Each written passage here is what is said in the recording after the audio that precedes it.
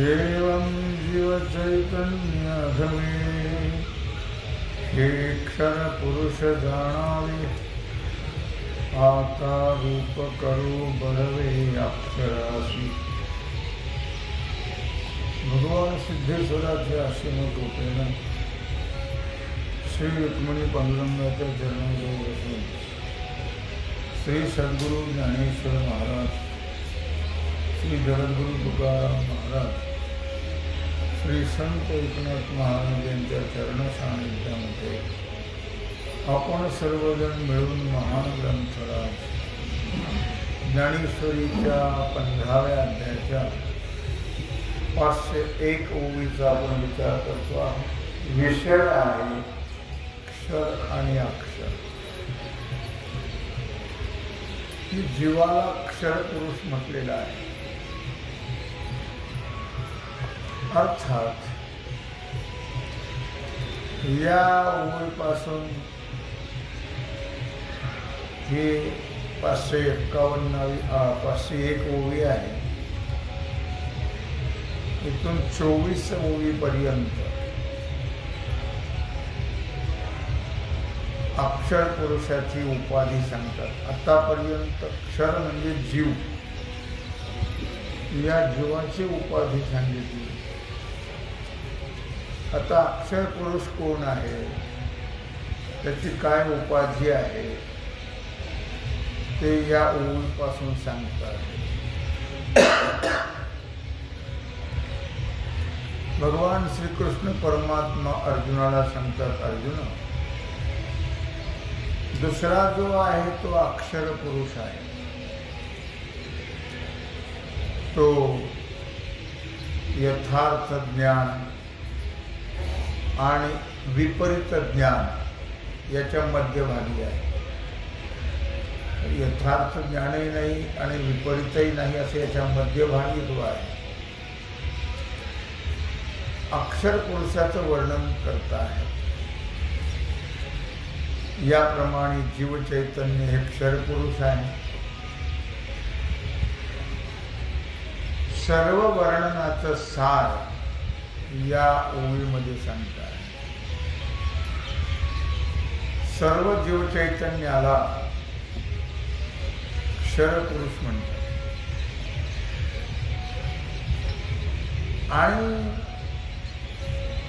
त्याला चैतन्य म्हणून क्षर पुरुषाचं वर्णन या ठिकाणी संपवत आहे. आता अक्षराचा नवीन विचार या ठिकाणी सुरू करत आहे. ते 23 ओव्यापर्यंत त्याचं वर्णन केलेलं आहे. तरी अक्षर जो दुसरा पुरुष पै धनुर्धरा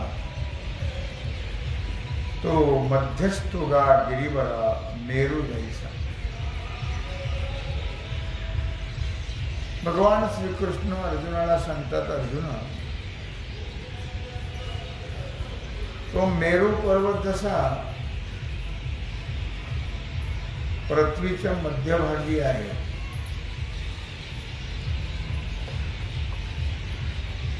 पण तो स्वर्ग मृत्यू पाताळ या 3 ठिकाणी वाटल्या गेलेला आहे. त्याप्रमाणे जसा तो मेरू 3 ठिकाणी 3 लोकांमध्ये वाटला गेला, त्याप्रमाणे जो ज्ञान, यथार्थ ज्ञान आणि अज्ञान म्हणजे विपरीत ज्ञान, अज्ञान याचा अर्थ विपरीत ज्ञान,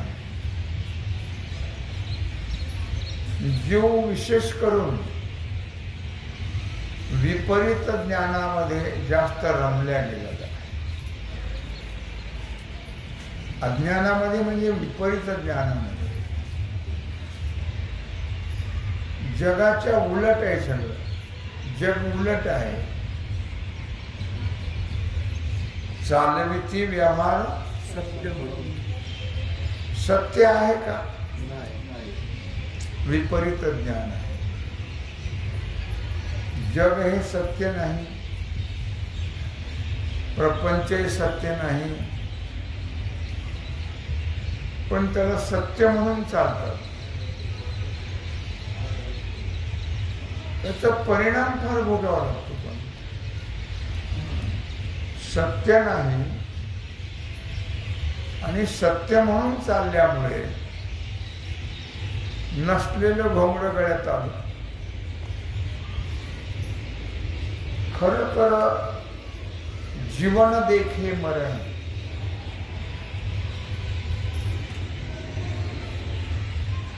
जीवाला मरण माहित नाही. जीव अगोदर जातो मग मेला म्हणतात का? जीव असताना मेला म्हणतात? जीव गेल्यावर म्हणजे जीव जातो, मरत का जीव मेला म्हणतात? जीव मेलाही म्हणतो.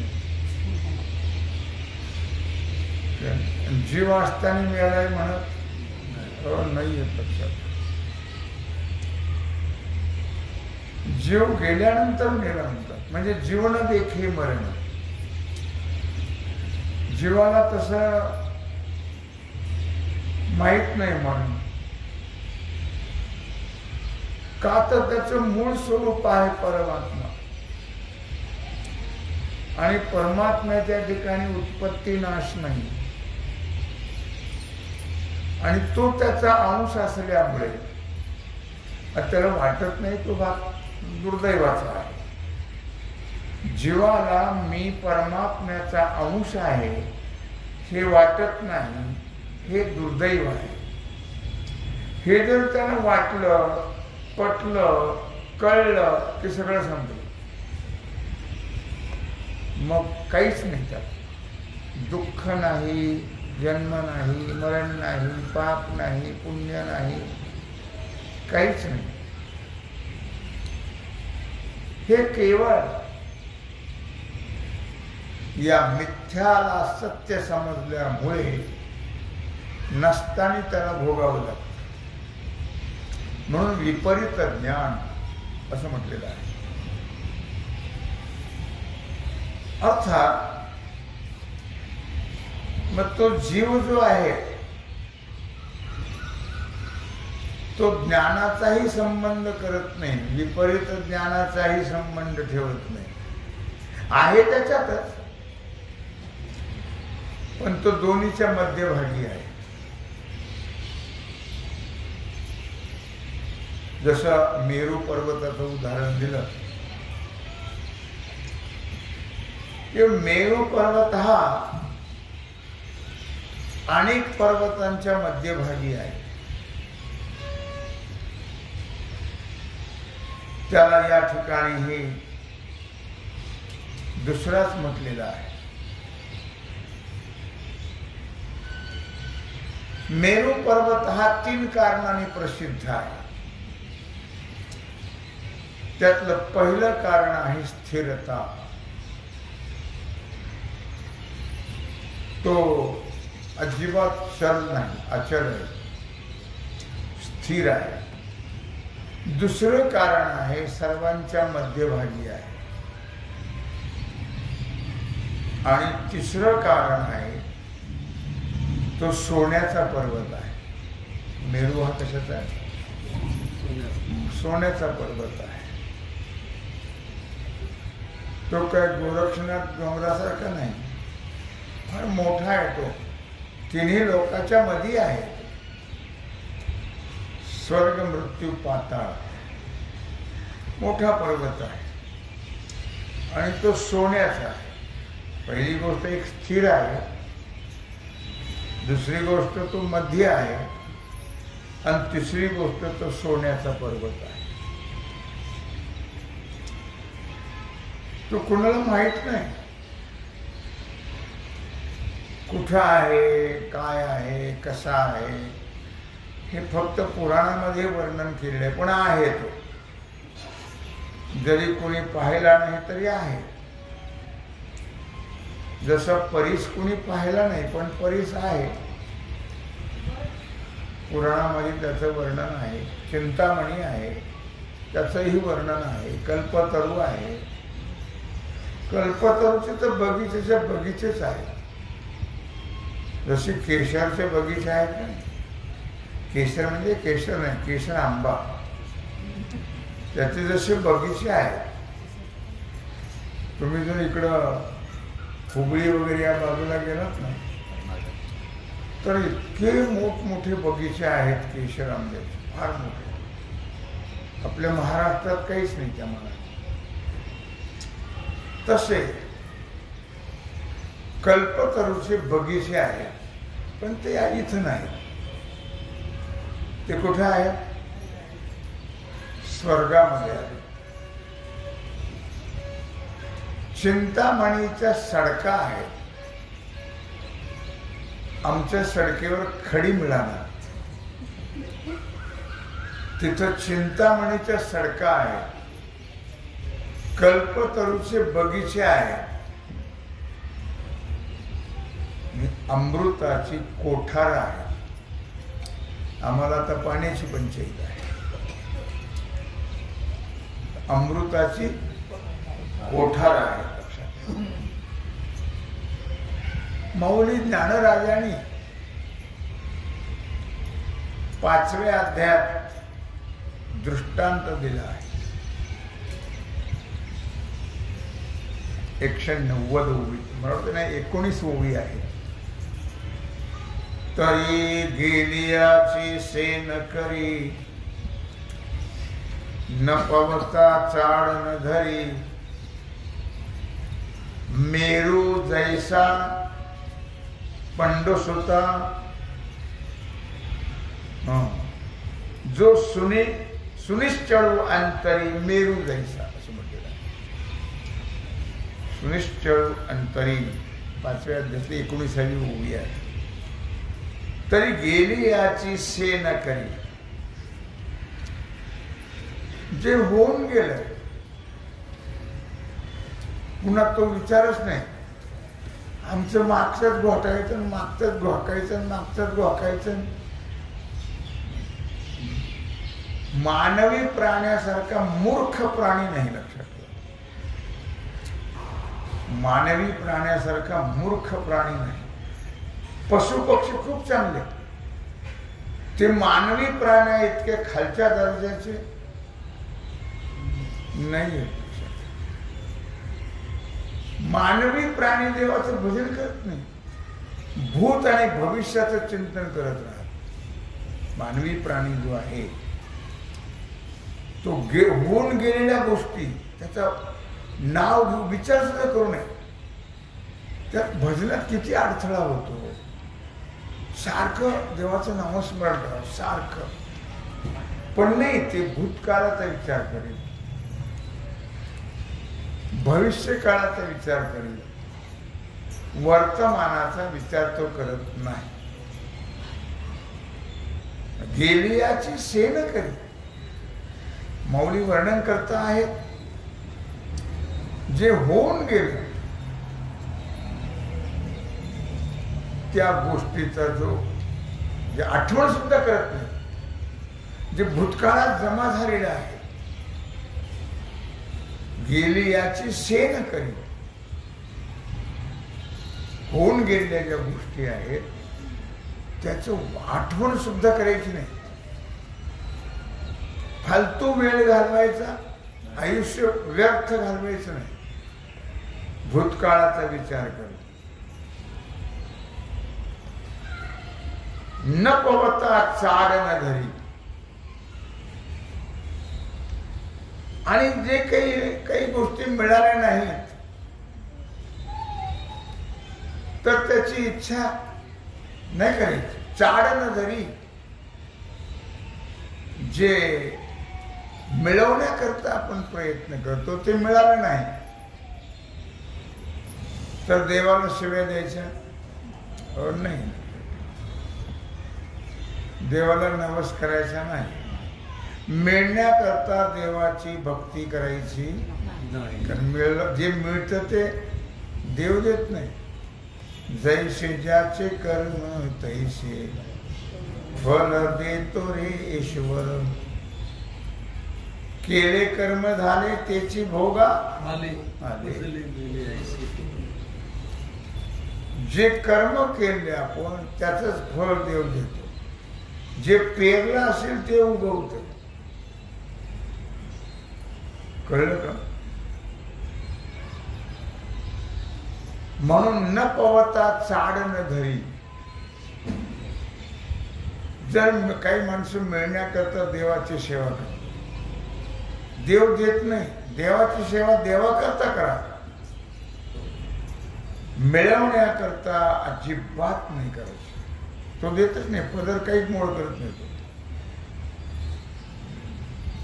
जसं तुमचं कर्म प्रारब्ध असेल तसं घडेल.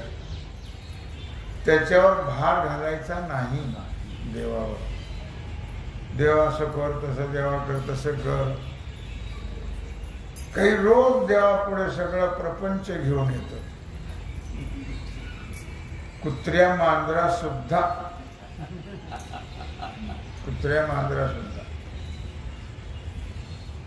आणि त्याला त्याची प्रार्थना करतात. माझ्या कुत्र्याला बरं वाटू दे. ते कुत्रेच होतात लेखाच्या पुढं.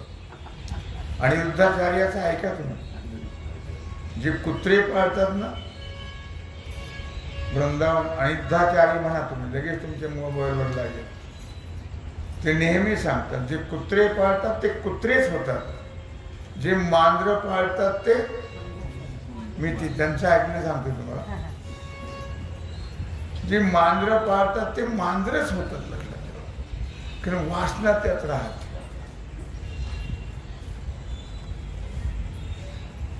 मनुष्याने एक तर भूतकाळाचा विचार करायचा नाही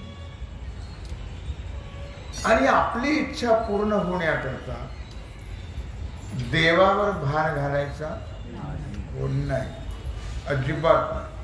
तुम्हाला वाटलं त्याचं नाव घेण्याचं घेऊ, तुमच्या वाचून काही त्याचं आडलेलं नाही.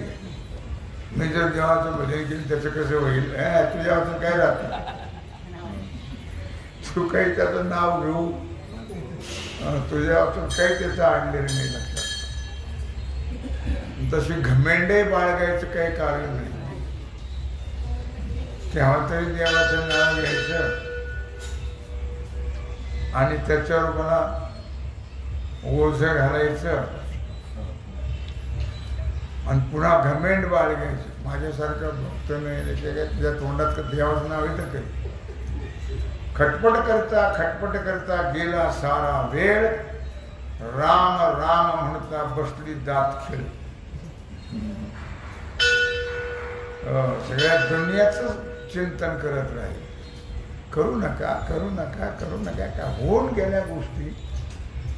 कोणाचं नाव घ्यायचं नाही, कोणाचा विचार करायचा नाही, फक्त देवाचं नाव घ्यायचं. ते देवाचं नाव का घ्यायचं तर त्याच्याकरता नाही घ्यायचं, आपल्या स्वार्थाकरता घ्यायचं. इतकं देवाचं नाव घ्यायचं की मरताना देवाचं नाव तोंडात आलं पाहिजे. तुमच्या तोंडात जे येईल तसं होईल. तुमच्या तोंडात जे येईल तसं होईल. म्हणून ते आपल्या मुखात यावं. राम राम म्हणता जाऊ माझा प्राण, असं म्हटलं. राम राम म्हणत आपला प्राण जावा, म्हणजे मनुष्य देहाचं सार्थक. आणि त्याच्याकरता देवाचं बदल. सारखं तुम्ही सारखं जे कराल ते तुमच्या तोंडात येईल शेवटी. त्याला काही विलास नाही. कारण पडिले वळण इंद्रिया सगळा भाव तो निराळा नाही दुरा. आपल्याला जे वळण पडलंय, आपल्याला तुकोबरायाने सांगितलं, नाथाने सांगितलं, दानोबरायाने सांगितलं, चोखोबा सेनावा सगळ्यांनी सांगितलं, पण आपल्यात काही बदल होत. आपलं जे येर माझ्या मागल्या आणि ताक करण्या चांगल्या. जन्मभर आपण ऐकत आलो, वाचत आलो, पण आपलं काही आपण सोडत. त्याच्यामुळे कोणत्यांची गती होईल नेणो. तुकोबराय म्हणतात, काय त्यांची गती होईल कोण जाणे. काय म्हणून काय म्हटलं ओवीमध्ये की अशा प्रकारे न पवता चाड न धरी.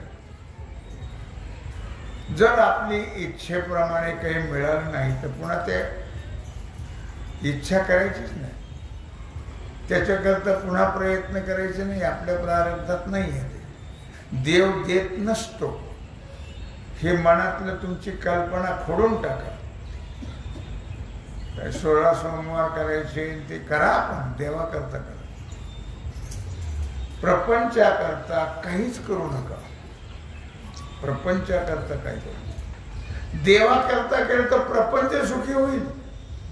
अवघाची संसार सुखाचा करीन, अवघाची संसार सुखाचा करीन, आनंदे भरीन तिन्ही लोके,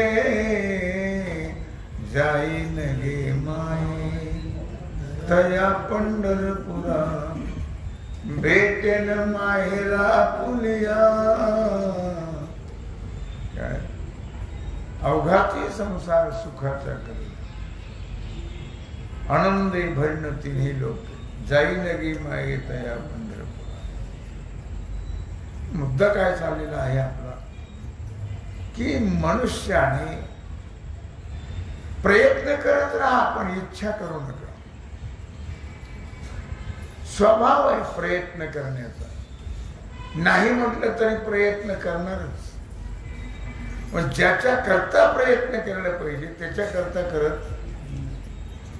म्हणून साधू संतांना राग आला, किती सांगू तरी नायकती बटकीचे, पुढे शिंदळीचे रडतील.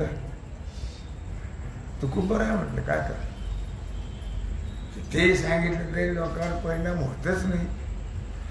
शेवटी त्यांना असं म्हणावं लागलं, उष्णा का होईना राग आणावा, काय माय गेली होती भूतापाशी, हरिने मुखाशी हरी मुढा. नाथाने पण म्हटलं, नाथ तर शांती ब्रह्म.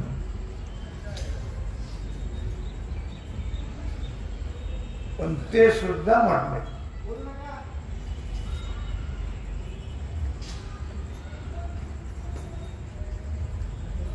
तुझ्या वेळेस का भूताजवळ गेली का?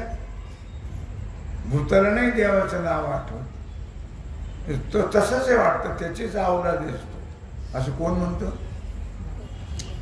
एकनाथ महाराज म्हणावं लागलं. शेवटी काय करणार, सांगून सांगून वाजत असे भोंब कोणी ना ऐकती का नाही.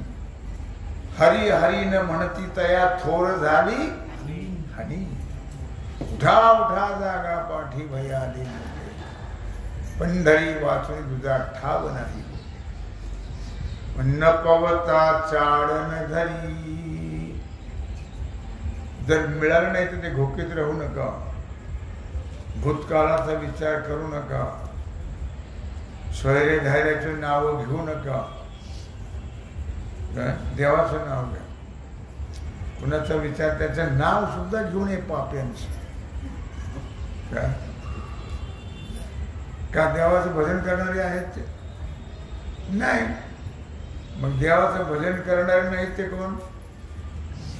ज्यांच्या तोंडात देवाचं नाव येत नाही ते कोण? बोलत चला ना तुम्ही. आणि ज्याच्या तोंडात देवाचं नाव येतं ते कोण? बहुत सुकृताची. म्हणून विठ्ठली आवडी. जे भजन करणारे साधू संत त्यांचं नाव घेणार आहोत. तुम्ही पाप्याचं नाव कशाला घेता? त्यांचं नाव सुद्धा घ्यायचं नाहीये. भूतकाळाचा विचार करायचा नाहीये. श्वास एक एक वायाला चाललाय आपला. त्याची आठवण ठेवून गेली याची सेन करी न पवता चाड न धरी. नाही मिळालं सुटला विषय. पुन्हा त्याची इच्छा करायची नाही, त्याच्याकरता प्रयत्न करून आयुष्य फुकट घालवायचं. जो सुनश्चलो अंतरी मेरू दैसा.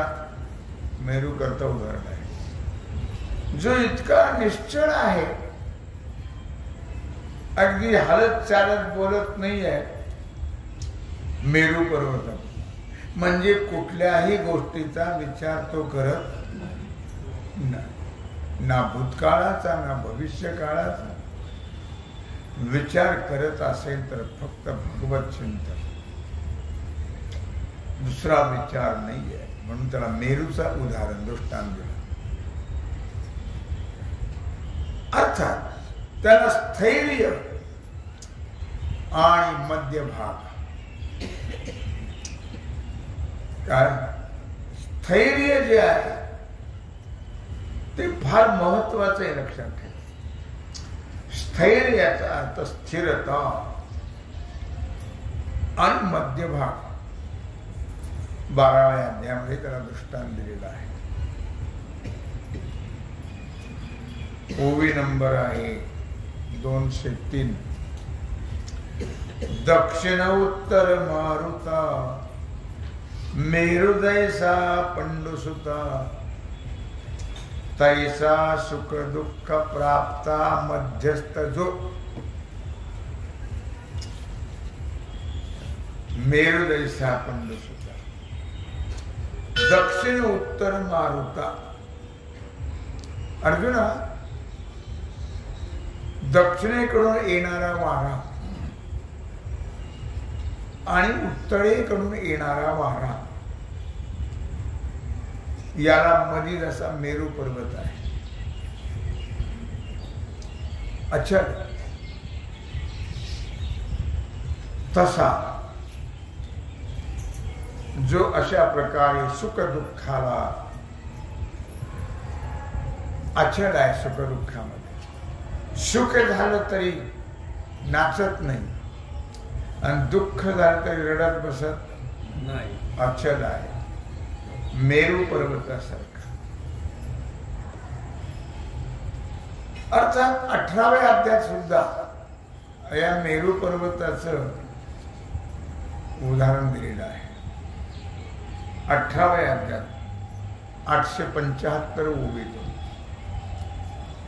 काय? नाना क्षत्रिय नव्हे नरू, तो सत्व सोनियाचा मेरू.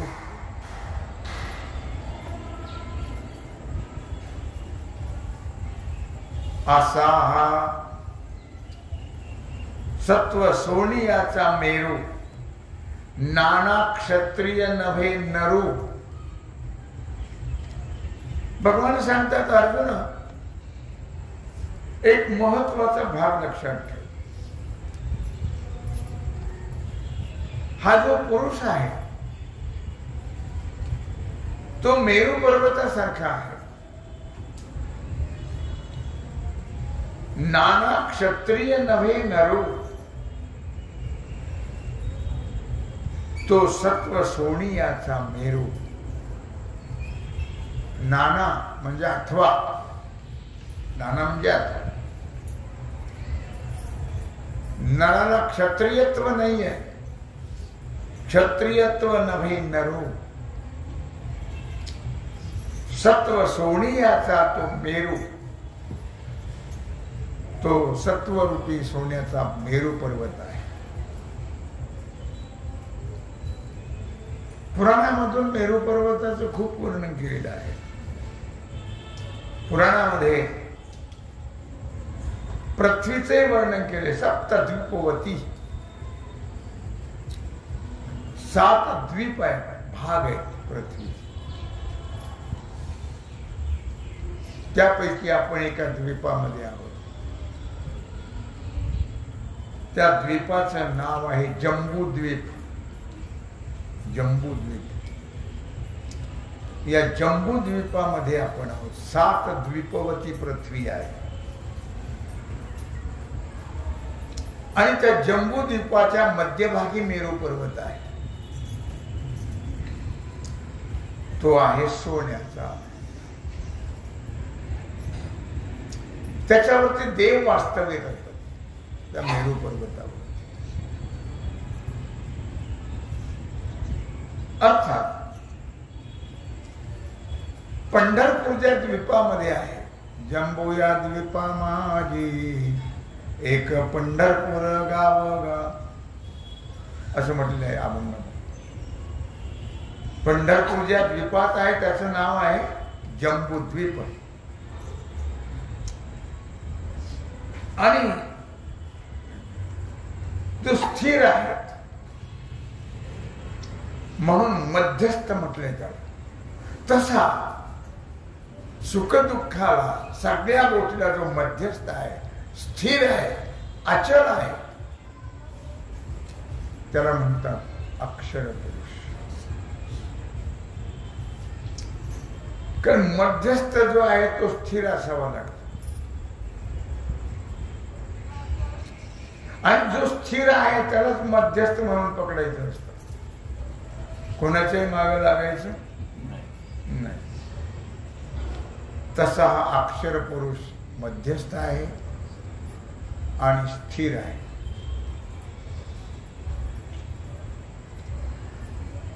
जे तो पृथ्वी पाताळ. आता पुढे कसं त्याचं वर्णन केलंय तो भाग आणि आजची सेवा भगवत चरणी समर्पित करून राहिला सेवेचा भाग आपण उद्या. कुंडली कवरदा श्री ज्ञानदेव